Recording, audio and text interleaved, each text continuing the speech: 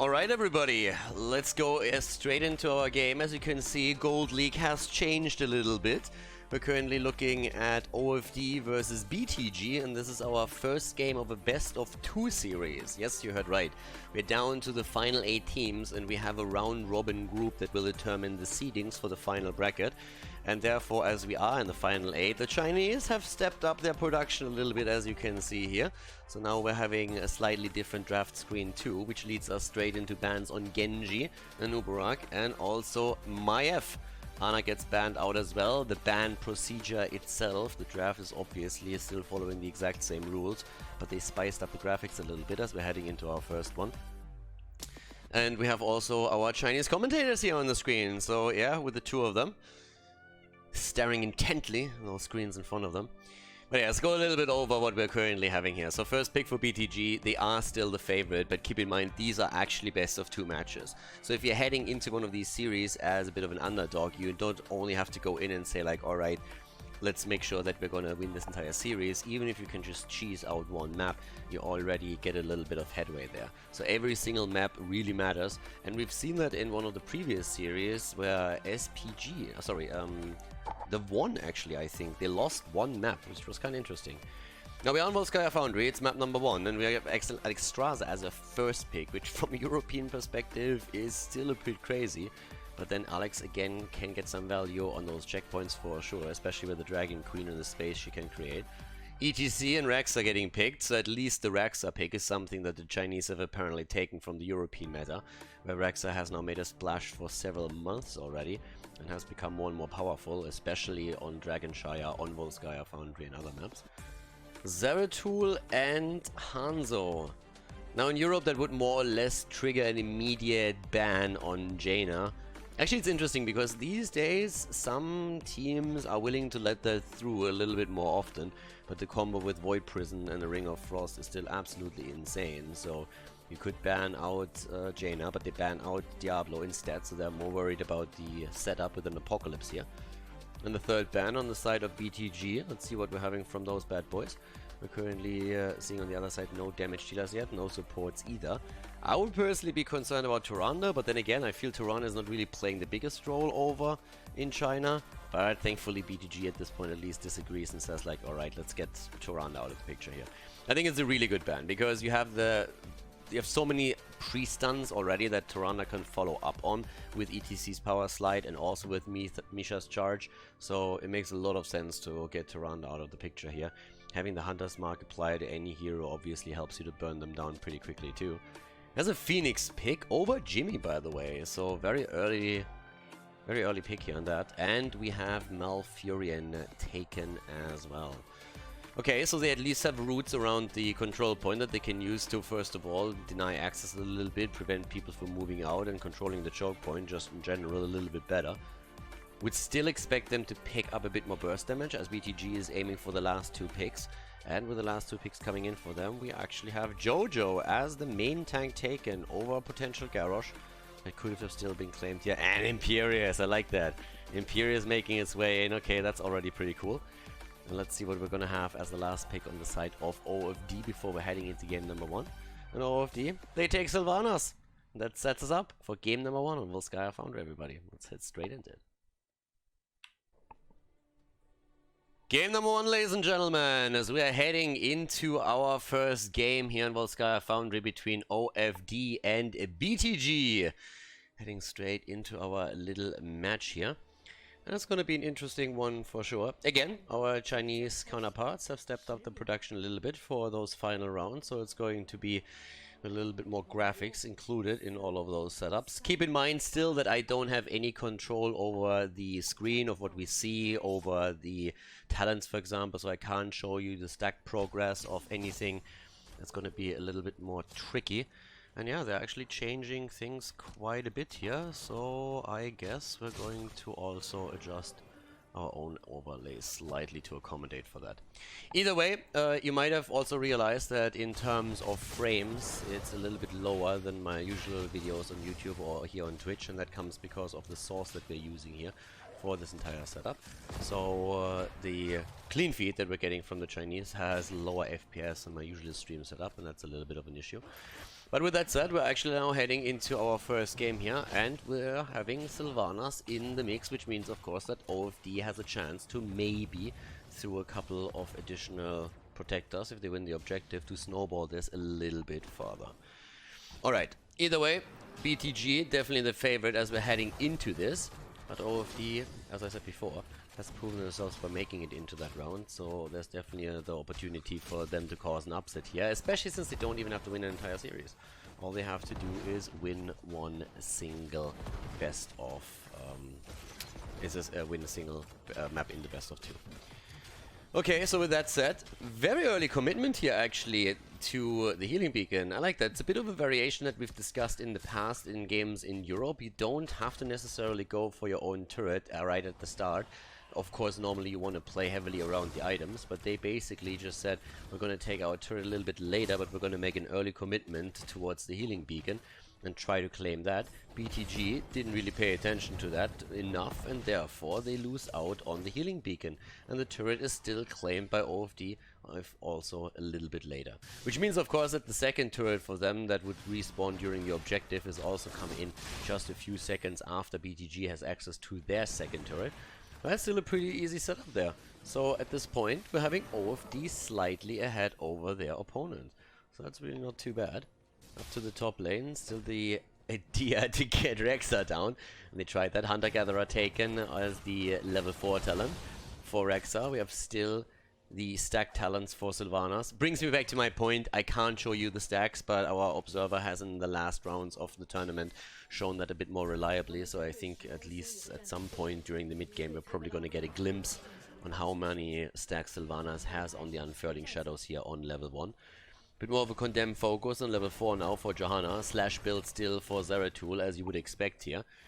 And we're currently just seeing everybody prepare for objective number 1, which is going to come into play right now, and that would be a fantastic kill if they can make it happen. But Meng is able to get away after getting caught by Malfurion's root here. We're already having ETC setting up position on the beacon, on the control point. They're actually trying to make the play for Imperius. Imperius here in this game not in the main tank role. Still quite strong there, and finally the setup works against Rexa. It took them a while to get the kill, but now they were able to set that up thanks to Zeratul, who roamed to the top lane and took him out. And that comes at a perfect time for them. They can slide Phoenix over onto the off lane to deal with the camp, and in the meantime they're still fighting a 4 versus 4 down here at the bottom. Sorry, a 5 versus 4 that is. So far, so good, and actually it's like it's actually a little bit of an interesting setup right now, because we're still having an opportunity for OFD with the item advantage that they held to go into this. Now that Phoenix pushed out the top lane, they can re-engage into the battle. They are still a little bit ahead when it comes to the progress on the control point, but if they win this with Sylvanas, they have a good chance there. In comes Zeratul. Misha is back to business too, together with Rexa. They're starting to make the play for Imperius again, but Johanna's already zoning the backline. We're still seeing Zeratul jumping in and out, and he is incredibly low, but so is Sylvanas, and she nearly fell there. A couple of the items already being committed to. But so far, still no kill for FD. OFD without a kill, also a couple of adjustments. Just take a look at Phoenix level 7 talent, and you can already tell that. But they're trying to make the play again as they're moving in for a potential kill. But here is, yep, the final blow against Malfurion. And as he goes down, we see the Protector coming in too, and that could be the kill against Phoenix, and it is. Phoenix down, nicely played here. And they're actually finding themselves with the Protector now at the bottom of the map, which is usually not really where you want to be. But they can still go all the way up to the top. So yeah, Phoenix actually going into the Warp Warfare on level 7. So the attack speed bonus that he gets after Warp. It's a little bit interesting because it's more so an adjustment that is meant for you to chase the opponent instead of using it as a passive get out of jail free card. We're having even a commitment in the mid lane right now as the Protector goes straight for the fort itself. Hasn't made the traditional rotation towards the top that we normally see in the European scene, where teams are all about preparing the top lane and therefore objective number 2 with the setup. So it's actually kind of interesting to see that adjustment from the Chinese. They have only 2 seconds left. I highly doubt that they can get the fountain here. At least if OFD defends, and so far OFD is going in for exactly that reason. But in experience, BTG has of course now set themselves up for a very strong start into the mid games. This level 10 is going to be ready any moment. That commitment here I question highly. I mean, there's level 10 now. I'm not quite sure how they thought that would measure up. But there comes the immediate heroics that are being used. Down goes Phoenix. They're trying to go for another kill and they get it against Sylvanas. They're even looking for more as they're jumping in with a double lunge connect against Rexa and against Malfurion. Malf gets out, but that's 3 heroes down. OFD definitely with a bit of a brain fart moment, to be honest with you. BTG was so close to level 10 that you just had to let this one go. The thought process behind it was obviously that they said, hey guys, before level 10 is there, let's quickly engage into a fight all around the healing beacon. If our opponent fights, we can fight on even talents, and if not, then we at least get an item for our troubles here. The problem is that BTG was so close to 10, there was absolutely no way that would work. And OFD just didn't move back. They just stuck it out. And now they're getting slammed into a wall. That is a massive problem. 3 more kills means we're looking at 7 versus 0 kills. Here comes the level 10 on both sides finally. And that actually nets them a kill against Hanzo. They're trying to get another kill in here as ETC has committed to the mosh pit. If they can get another kill, it would be great. Here comes the Phoenix value as he warps aggressively forward and gets some additional damage output through the level 7 talent. And they're actually walking away with 2 kills, one against Imperius and one against Hanzo. So OFD fighting back after all. But the choice to go for that particular healing beacon was definitely one of the more risky ones, and they got punished heavily for it. So now, where we are checking that out, we're having still the attempt to go for the items. Both of the teams do that. Lead in experience helps BTG, or should help them, to get the early level 13 talent for the top shrine. Armament, by the way, on Imperius. I haven't really talked a lot about the heroic abilities just yet, but we are having, of course, the Void Prism chosen for Zeratul with the build that he went for. We're having also Hanzo again with the arrow, Cleansing Flame too. And now the attempt to go for the next objective once that it spawns. There's the 13. Brings also Zeratul a little bit closer to his level 16 talent, which is going to be the Void Slash, and a huge power spike for Zeratul's in general with their build. Talking about spikes, they're trying to make the play for Rexa. Nicely done by Tubo though, able to get away. And dodging on most of it. So Meng used the arrow and it connected, but they couldn't get the kill. And that actually is pretty decent for OFD. The problem is they're so far behind the experience. You're gonna need a while to get level 13 talents. So yeah, at this point, it is going to be a little bit tricky. You see BTG already committing to the aggression at the top lane because on the map, they now obviously see that we're having mid lane and bottom lane pressure through OFD because they're trying to get the experience for the next talent. So BTG knew they couldn't get punished if they push out the top. And they're still pushing. And why would you blame them? I mean, Sylvanas is trying to get the value at the bottom of the map. The problem is that even if you are able to outpush your opponent a bit, you're trading a fort for potential keep, or at least the keep wall. And as the protect at the top lane is soon going to be claimed by BTG if there's no big fight happening on the progress thingy on the checkpoint, then you are risking to lose the first keep of the game.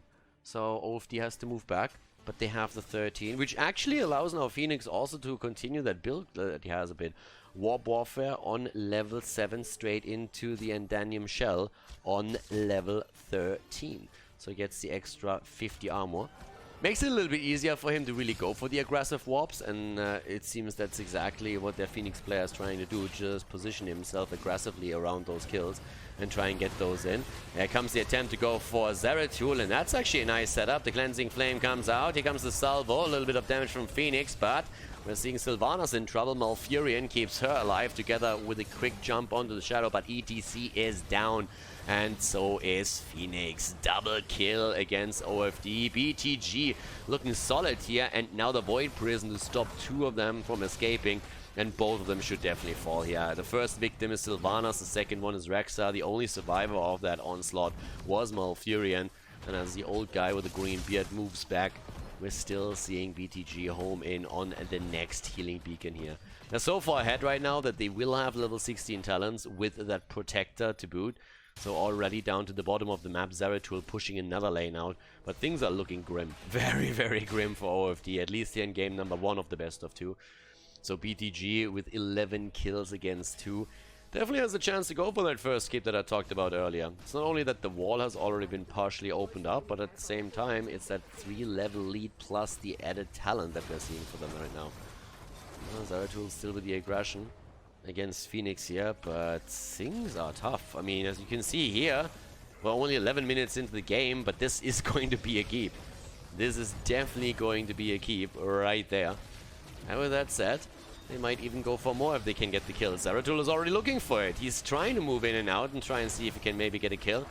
And the fist doesn't connect. Here comes the Mosh Pit. They're trying to go for a setup. The problem is that ETC is about to fall. So is Zeratul though, but it's still a positive trade for BTG here. They got Misha too, and they're still able to get that keep. And Imperius doesn't stop there. He moves straight in for Rexa and drops him as well. Nicely done. BTG with 14 kills against 3 now. And so far they still have all of their structures on the map, whereas OFD has obviously now lost a huge chunk of map control.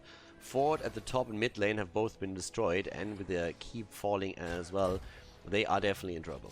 I mean, they're in trouble for sure here. So how do you come back into this? It's really tough because you have, first of all, unless your opponent really screws up and starts inting, you need to get that level 16 before you do anything else. And currently that means that they have to soak an entire level. They were trying to go for items, as you could see here, but BTG aggressively invaded that camp and stole the item away. And they are well aware that they are in full control of this. So they're starting to move in more aggressively towards the bottom, not only to take the fountain down, and therefore prep a little bit the lane itself for objective number 3, but also because they're obviously hoping to take down the 4-2 just through the advantages that they're currently holding in this game. 14 kills against 3 right now, 16 and not just ready for OFD. And things are a little bit tough. I mean, again, if you get the boars out with Rexa, and then we are seeing Phoenix with his ult, he's obviously getting the extra damage in too, but it's honestly really difficult for them to get anything done here. And they're trying to fight now. They're trying to force those fights. And you can see that heroes like Malfurion are immediately committing to the heroic ability. They're brawling as much as they can, and they might actually get the kill against Druid here. But Johanna moves out. Nah, gets taken out. 4-man VP though. Malfurion gets taken apart. Misha dies too, and they're full on the chase now. Yeah, that's Sylvanas, that's Phoenix, and they're all gonna get destroyed here. Maybe with the exception of ETC, as at least he is attempting to move away here. And now that we have Bruiser starting to move up, if he connects another lunge, then that's going to be game right there. But we're not quite there yet. The top lane is a problem. Items, of course, now still the lead for BTG, as they also have another shot at another healing beacon. But they're already preparing the bot lane here, taking down another fort. Obviously with level 20 talents and the next protector, which they are more or less guaranteed to get unless they really mess up, they would try and go for core. I mean, at this point, it's kind of inevitable. OFD is going to try and prevent this. If they can get an isolated kill somewhere, they might be able to force a decent fight over the protector itself. But outside of that, they will have a really tough defense where they need to try and defend against the protector plus the level 20 advantage of BTG. And if they can flank properly, then they might be able to force the fight behind it and just stall enough time for them to get something done. But it's not going to be easy by any means. And, well, let's see if they find that opening. We had crazy comebacks on this map, and all they need to do right now is a couple of good kills in, and then you can play around that. Okay, so let's have a quick look at this. Already, we're seeing Phoenix. Oh, Phoenix goes down. The arrow wasn't even needed. That's not really what you want to happen here. OFD was the team that needed to look for the kills, and instead they're losing Phoenix right now. They're still trying to force it here. Zeratul is at the bottom of the map, but it doesn't look like that's going to be any more successful. Instead, Misha falls, and BTG is just taking even more control of the situation here. They have Cams pushing in the top lane now. They have Zeratul at the bottom of the map preparing for the protector. And there's absolutely no hope that OFD is going to get level 20 in time for a fight over the objective itself.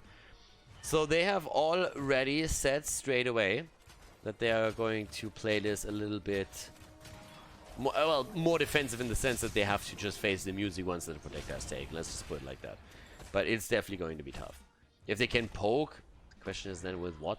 Might have a chance there. Unfortunately, we don't know how many stacks Sylvanas has on her Unfurling Shadows, but I don't really think that it's currently playing a big role and is able to put enough damage out to really keep the opponent low here, as the onslaught is coming through the bot lane now. Rexa has pushed out the top a little bit more just to relieve some of the catapult pressure that would mount up there eventually. And they're making the rotation into the middle. No, they're actually going through the top. Alright, they're going through the top and they're going straight for the end. And it makes sense. If you are 3 level ahead and also a Storm Talent advantage, plus you have the Protector, why wouldn't you try and end the game here? Now obviously they have to really try and get that done right now, because if not, then that was a bit of a waste. Assassin here is low, gets away though, nicely done with the wave.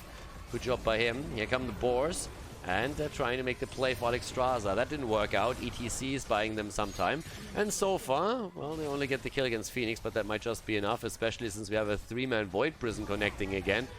Trying to make the play for that. 30 seconds on the Protector. If they can stall it out, that's all they have to do, but they're losing heroes left and right.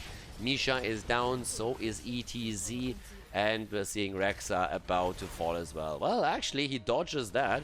Baits the Protector a little bit deeper into the fort, but with Zeratul and Imperius taking Sylvanas down, it should still be the end of the game, and that's exactly what's happening here. BTG taking game number 1 in the best of 2 against OFD on Volskaya Foundry. GG. Well played.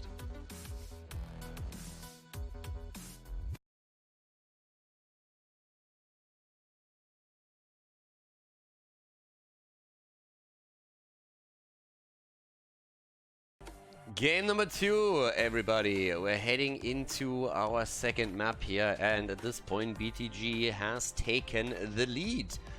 Pretty convincing performance from them in our first game. Again, our new draft screen here for the next few rounds in the tournament as we're heading into this one. So let's see how OFD is trying to change that around. Now Nuburak gets banned again.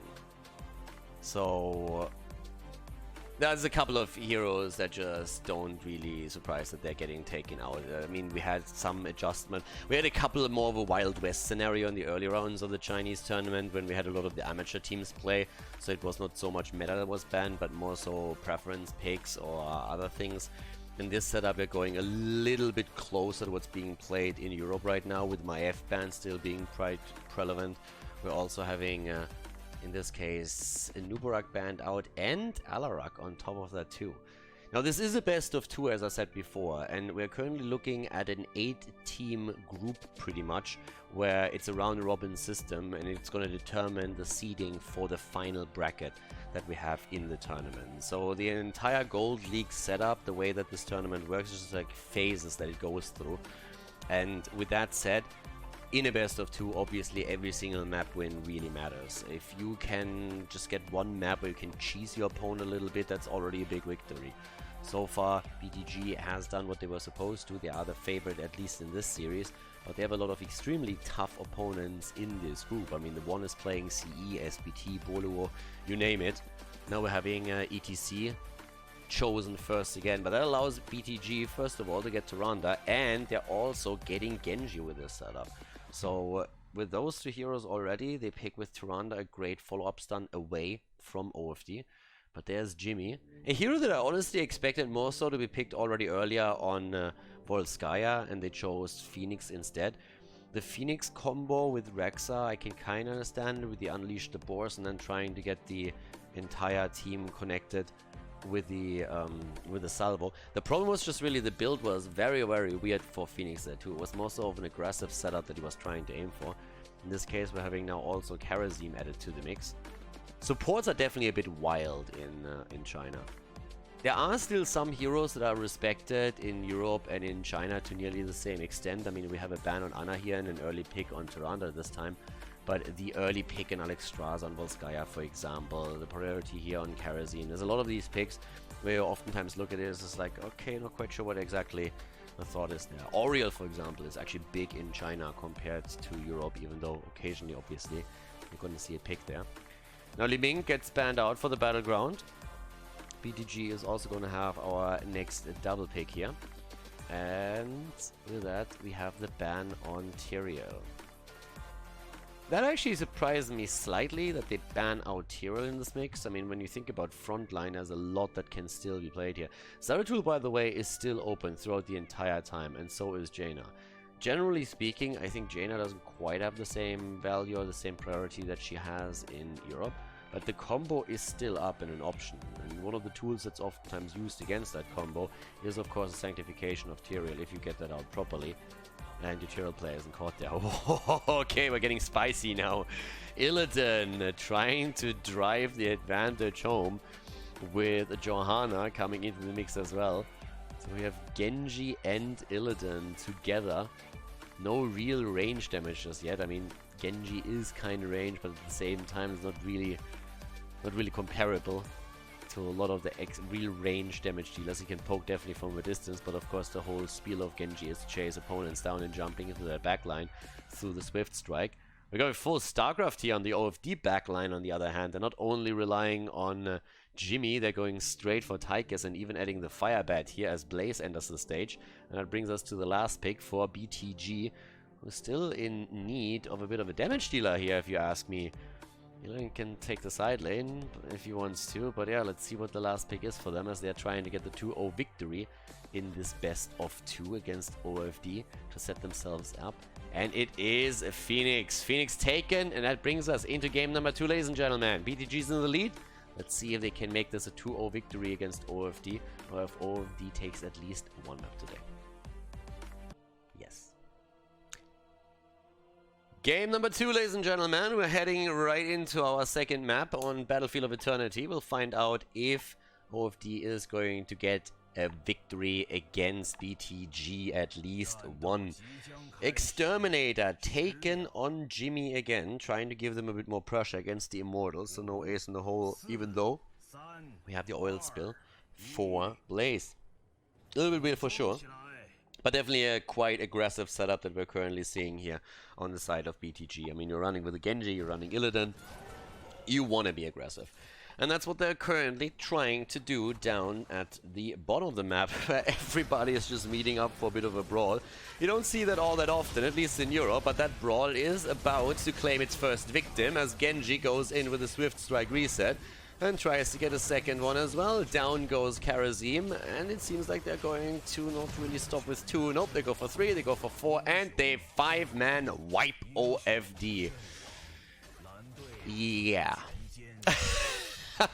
At least Phoenix has fallen, so that was at least something, but oh boy, that did not really look pretty at this point. OFD goes down in flames, and BTG taking a massive lead in experience and also position on the map as well. A good old Chinese 5 versus 5 early game brawl, even on a map like Battlefield of Eternity. This is not a great start for OFD at all. If you want to put at least 1 point onto the board for your team here in your first match in this stage of the tournament, then of course you would try and look to see if you can maybe, I don't know, I don't want to say cheese your opponent out, but at least have one map prepared where you have a strategy that your opponent might not be ready for. In this case though, it looks like a standard attempt. And so far, that attempt is far from getting anything done here. And yeah, Tubo on his Blaze at the top lane is now also in trouble, as he's already down to maybe like 15% HP. So that's a big problem for him too, since he's losing completely top lane setup. Here's a bit of the damage numbers that we have from the players in those particular those little skirmishes. Now again, as I said before, the Chinese production team has definitely stepped up their production value quite a bit for those final rounds, and I think we can expect that even to improve once we're heading into the final stage of the tournament, which is going to be, of course, that final bracket. But even in this group stage that we currently have, the final one where the seeding is going to be determined and the last teams make it through, some will be eliminated, we're also having pretty nice setup from them. We've seen that already in the draft screen earlier. We've seen that with other things that they show. One of the problems is still that we can't really keep track of all of the stacks of quest talents that we would like to, but we'll see. For now, I at least want to also tell you that Tychus has actually gone into his stacking quest on level 4, so we have in the rhythm taken over the potential the bigger they are here. fort at the bottom of the map falls, and fort at the top is also eliminated. Now the big difference between the two is that the heroes at the bottom of the map were still able to soak at least the experience, whereas topside Blaze has fallen, and that now leads to a massive, massive lead for good old BTG. So yeah, that is definitely a huge setback. I mean, OFD is at least even talents. If you can get a few kills there and maybe even win the Immortal, they might be able to make their way back, but things are definitely starting to become a little bit rough for OFD here. They need a win. And for that they need kills. They need to somehow get that slide in from ETC, connect with the jet propulsion, and then just homing on the same target with our StarCraft backline characters that we're currently seeing for the blue team, and try and get that kill through. But right now, we're actually having... we're having still towards the top. There's the setup. Okay, there comes the slide. They're trying to go for the stun again. It's not really looking too good for OFD. They need a kill, and they just can't find it right now. Illidan, of course, is going to also gain a bit more value as the game continues. He becomes more powerful, and he's already starting to get the kill against Reyna. Gets a little bit help from Genji here, and as they're chasing Tychus, it might be that both of the StarCraft characters are about to fall.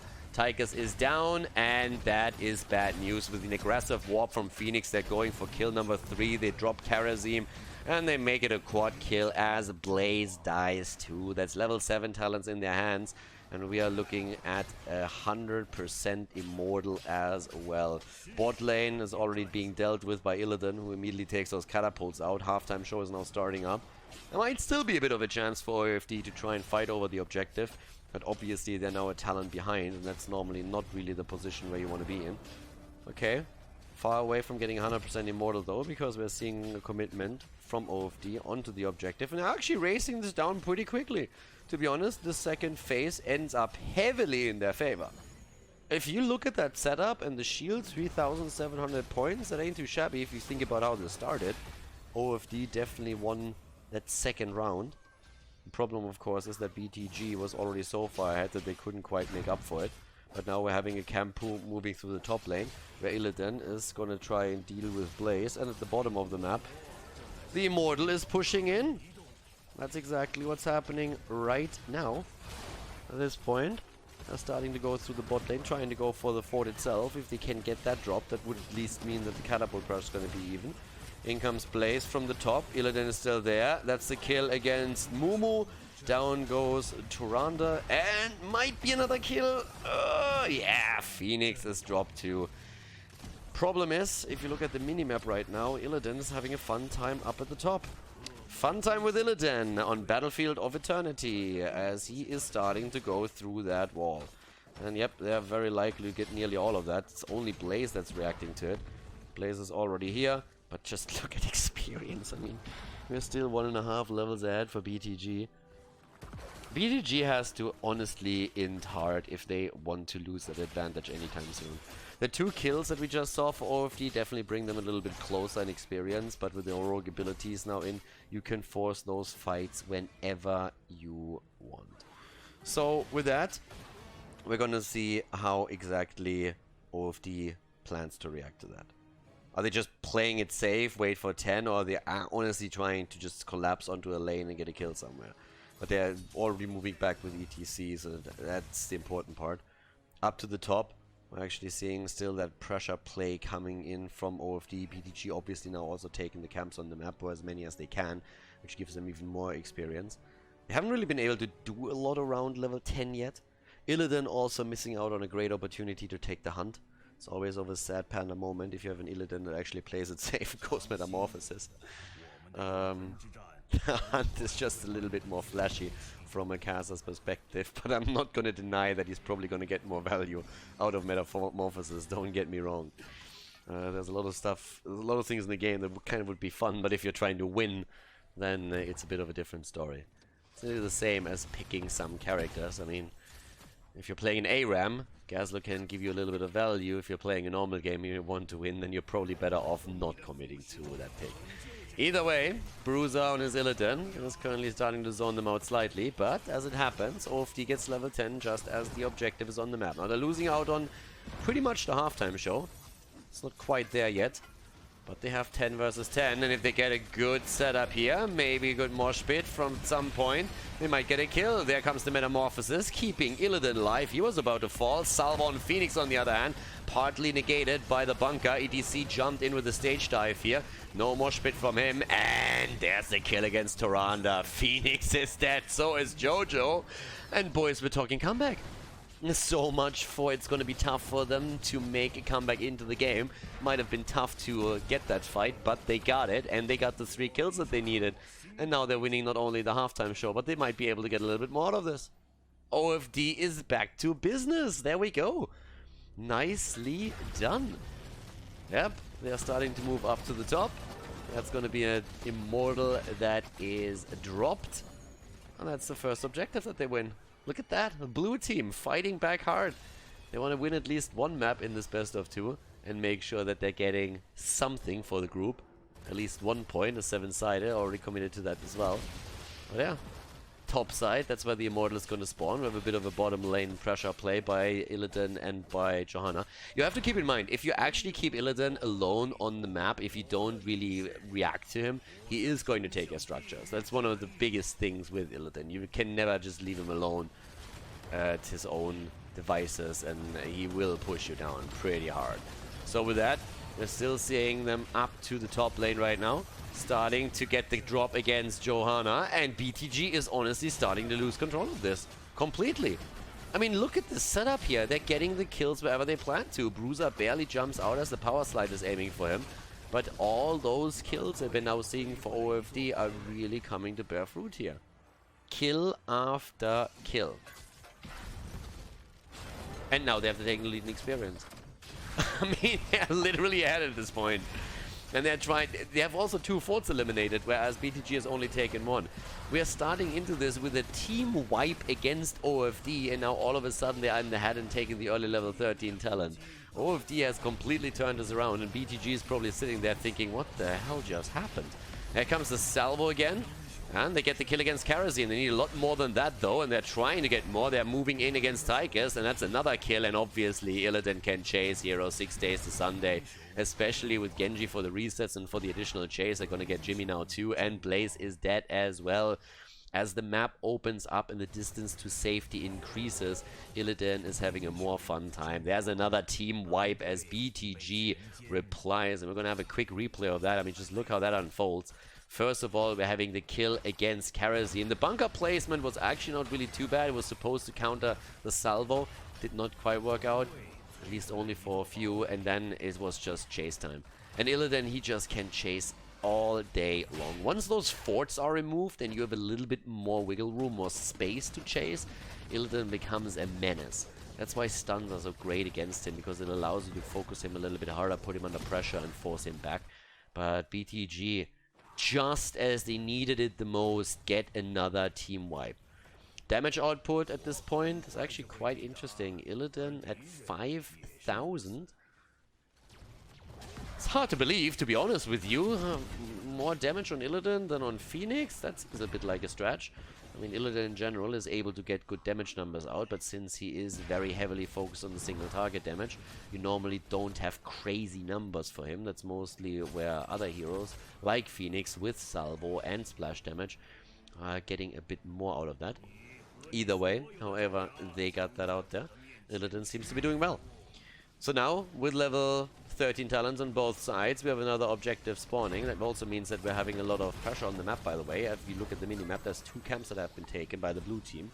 And this is getting a lot more intense than expected after the early stages of the game. But BTG has reclaimed a lead, at least when it comes to the experience. And also in terms of structures, we're still dead even between the two. But what looked originally like a super easy game for BTG is all of a sudden started to be fought wildly over.